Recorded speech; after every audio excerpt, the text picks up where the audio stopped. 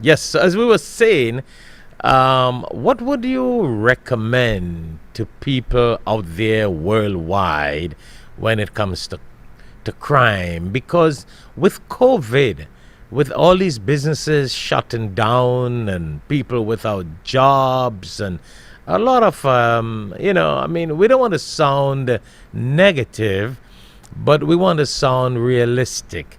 Islamically speaking, as Muslims, we believe in Alhamdulillah ala kulli hal. We thank Allah under all condition. But from a realistic point of view, there are a lot of problems in the world with COVID. There are a lot of crime. There are a lot of crime and rise in crime because of loss of job and the economical situation, etc. So, what would you suggest to our viewers worldwide? Well, crime is not only a problem in South Africa, it's not only a problem in the Caribbean, it's not only a problem in other parts of the world. It's an international problem, Sheikh. And as we know, yes, some countries are more safer than others, and crime continues to raise ugly head in many parts of the world. I often say we cannot hide, we need to confront the brutal facts. South Africa has very, very high levels of crime. Without scaring you, we have an average of about 57 murders each and every day in South Africa. We have house invasions, we have rapes, we have robberies, we have kidnappings by the hour. But again, other parts of the world have a similar problem. The reality is we cannot only expect police or our law enforcement agencies to fight crime.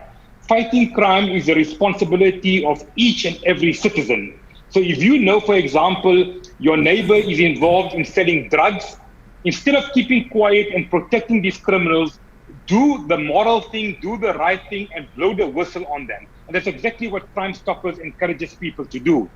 Become an active citizen. No sense complaining on Facebook and on Twitter about crime when you just put up your hands and you say, I'm giving up to criminals. Ask yourself the question, how can you get involved in your community?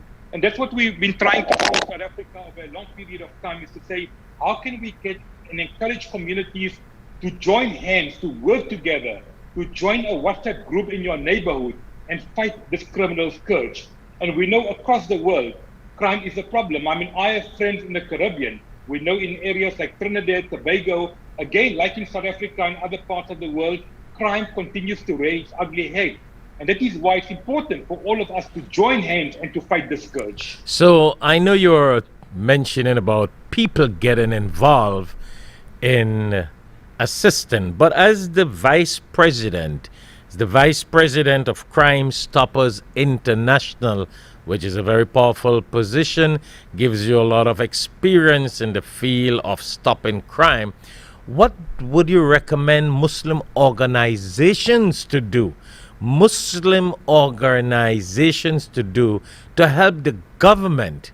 Well, help the government, but you're really helping the people. But working with the government to help prevent crime. What would you suggest to Muslim organizations? Sheikh, my appeal is not only to Muslim organizations, whether you're Muslim, whether you're Christian, whether you're Hindu, whether you're from the Jewish faith, whether you are Buddhist, whatever the case may be. Crime and wrongdoing affects all of us. And we know that, especially as Muslims, it's our duty to protect our families, it's our duty to protect our property within the framework of the law. And that is why I often say to people, never take the law into your own hands. Work within the framework of the law. So-called jungle justice doesn't work. It will give you that orange overall, it will land you behind bars. So my advice to anyone across the world, especially our Muslim communities, let's be seen, let's be heard, let's roll up our sleeves and fight this criminal scourge. So whether it is terror, whether it is drug dealing, whether it is any type of wrongdoing, it is our moral and our right to stand up and to fight the scourge. And let's become active. Let's work with law enforcement agencies. Let's work with governments across the world and see how we can create a safer world.